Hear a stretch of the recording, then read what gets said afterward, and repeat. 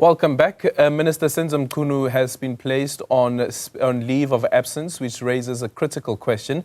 While no longer fulfilling his ministerial duties, does he still continue his work as a member of parliament? This is particularly pertinent as 3 parliamentary committees, the portfolio committees on police, justice and constitutional development, and the joint standing committee on intelligence are now set to probe the allegations against him. How will these parliamentary processes unfold given the minister's current status? To help us unpack this, we are now joined by the chairperson of the Portfolio Committee on Police, Ian Cameron, who will shed some light on how Parliament intends to deal with this unprecedented situation and ensure accountability. A very good morning to you, Ian. Thank you so much for making time for us this morning. So the President has placed Minister Senzo Mchunu on a leave of absence, at least according to what the President is envisaging, is that he will be on leave up until the end of that commission of inquiry that has been set up. But he's also a member of Parliament. What happens to that status as a member of Parliament and the work that members of Parliament need to be doing to contribute to the National Assembly? Of course, thank you, Aldrin. So I think, according to my understanding of it, the President obviously has the authority to appoint and dismiss or put members on leave or whatever you want to call it to his own discretion. But in terms of being a member of the National Assembly, it doesn't have a direct effect on that. Membership of the National Assembly is governed by sections 46 to 48, I think, and 102 of the Constitution, and can only be lost through the resignation of that specific member of Parliament or some kind of a disqualification or then removal by the party or loss of a seat in an election. So it shouldn't directly affect it. I would be very surprised if the minister decides or if he is instructed to take part directly in whatever the parliamentary process would be, and we would need to get the relevant advice for that because obviously there would be a significant conflict of interest. Okay, let's just quickly deal with that one about the status. Yes, he remains a member of Parliament. But when he was appointed as a member of the executive, I think Parliament would have been informed that this member of Parliament is now part of the executive. But what happens when that member of the executive is no longer able to fulfill their duties while on leave of absence? The work as a member of Parliament, would Parliament need to be informed that this individual has been placed on leave of absence as well, so that they note it from their register?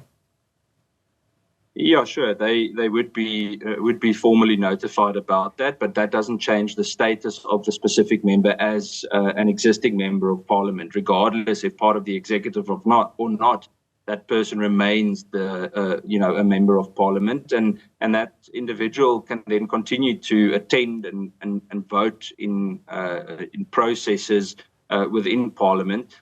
The part about, for example, budget votes, that type of thing, and we've passed most of that already with regards to policing. Some of it is still in process, but I think that part is something that needs to be discussed or considered.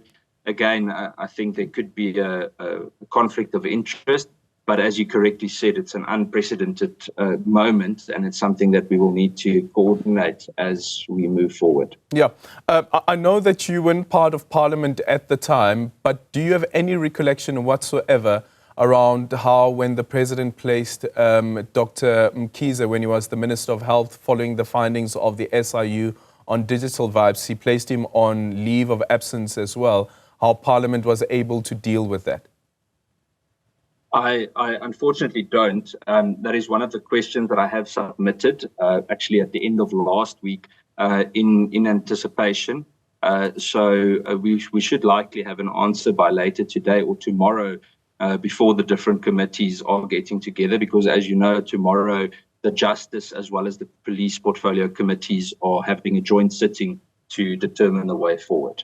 Yeah, and is that also to deal with this question around whether a conflict of interest could arise? Because according to the explanation that we got from the Speaker of the National Assembly is that the committees will come together. They will almost have a preliminary investigation to determine what the way forward should be. They'll then make this recommendation to the National Assembly, but the National Assembly will have to vote on that. That's spot on. So that's exactly the what will be discussed. I think the different remedies would typically be something like a joint parliamentary inquiry. There certainly would be calls for an ad hoc committee of some kind. We will then have to provide a report before the 23rd, before or on the 23rd of July, which will then be tabled to the National Assembly to vote on, and a decision will then be made on exactly how Parliament needs to do this. I think Parliament is very well positioned to actually be quite versatile or mobile in terms of handling this, and I think we're well positioned to start the formal process quite quickly. Yeah. Now with the work of the three committees and looking at justice and constitutional development, have you paved the way forward as yet in terms of your program for this preliminary investigation around who you would call?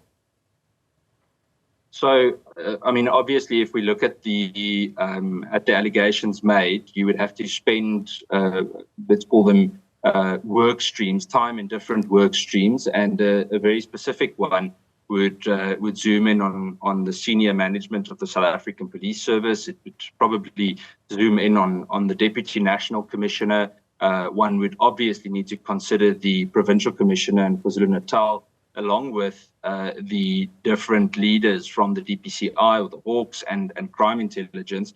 I think apart from that, one would need to look at the different oversight bodies as well, in terms of, for example, the positioning of IPID in this whole thing. If you think about it, if you look at IPID's mandate, I think that could potentially play a significant role, or could have played a significant role in several parts of this process, in terms of policing the police.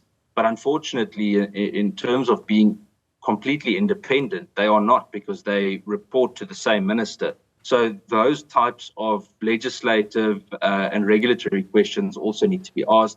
One would need to likely have a specific Zoom-in session on the Secretariat, the Civilian Secretariat. And then obviously something that's critical, Aldrin, is the focus on whistleblowers and the role that they would play in bringing forward further information. And we all understand the dangers that go along with that. So obviously the relevant checks and balances need to be in place to handle that process too. Yeah. So for now, the committee won't be looking into calling the likes of Vusumuziket Madlala or even the so-called Brown Mokgotsi. What about the Minister of Police?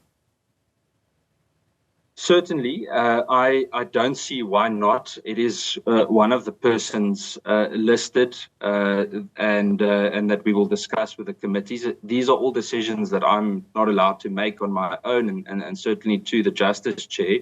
But he is certainly part of the list that will be proposed, and we will then get the input from the who do you mean? Who do you mean by he? The minister. Sorry, okay. I'm not Mr. Matlala. Okay, so the minister definitely a possible person to call, but not so much the people that are accused of funding his political career and the so-called associate or comrade.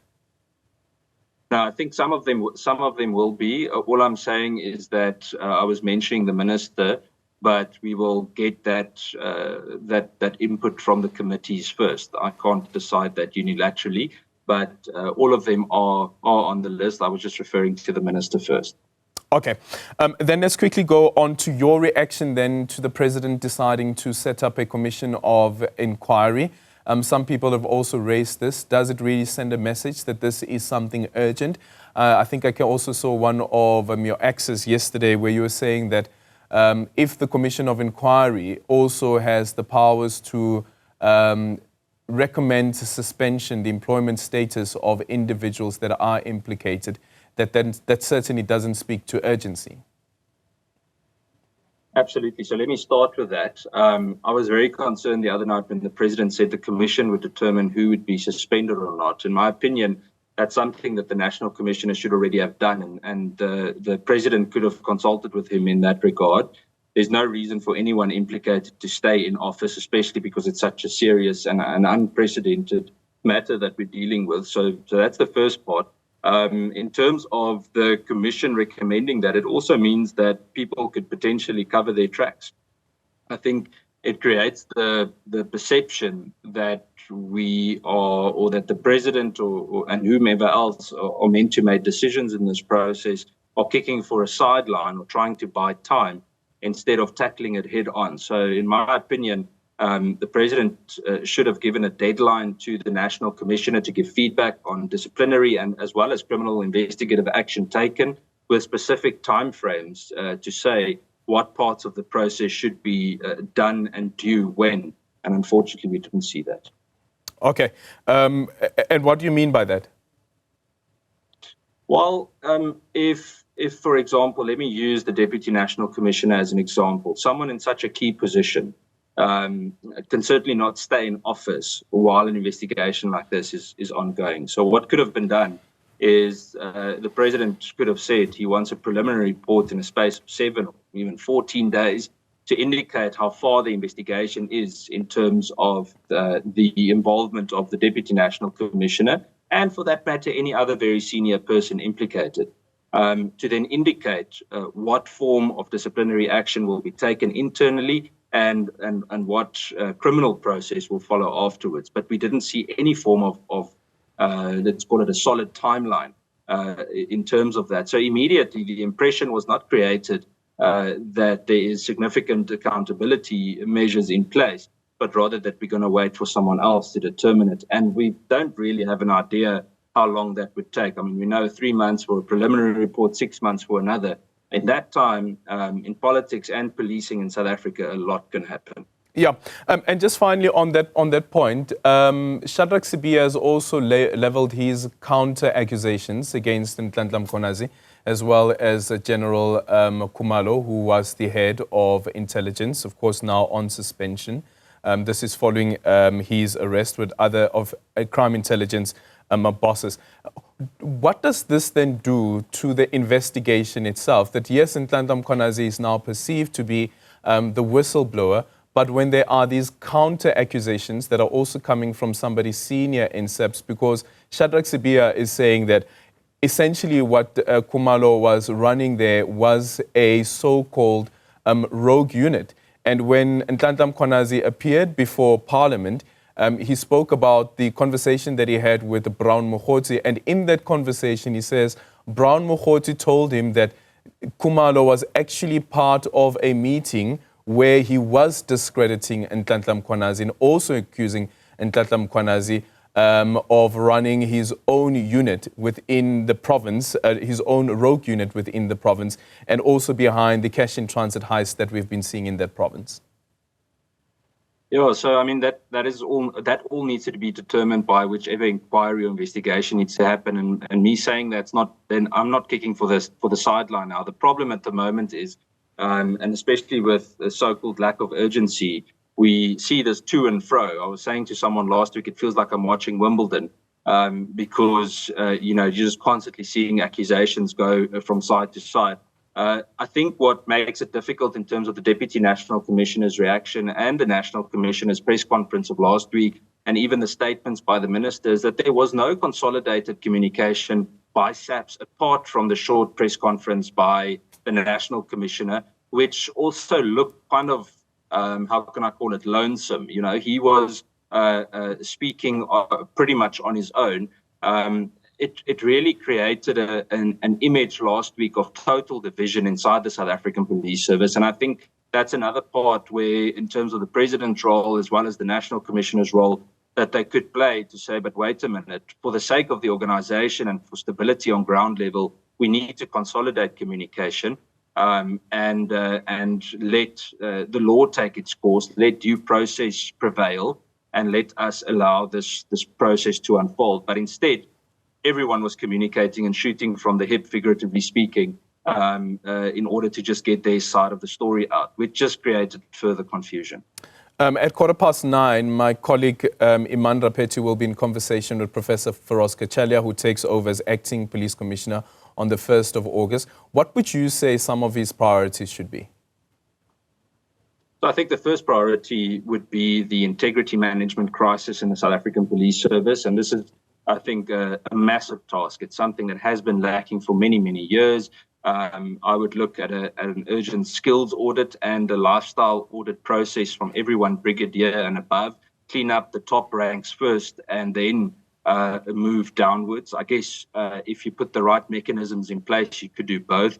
But integrity management first. And then apart from that, is to really go and make sure that the current structure, and this isn't calling for another restructuring. I think SAPS has been through so many. I still see members on ground level that up until now are still thinking they're working in a structure of 10 years ago, yet it's changed 3 or 4 times since.